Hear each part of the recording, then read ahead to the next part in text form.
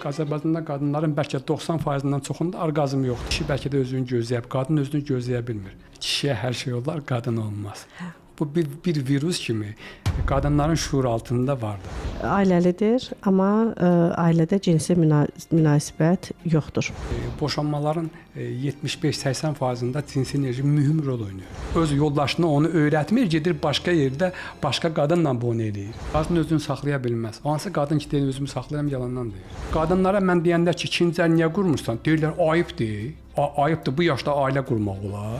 İlahi qayda qanunu heç kimin pozmağa ixtiyarı yoxdur. Kişinin uğuru qadındadır.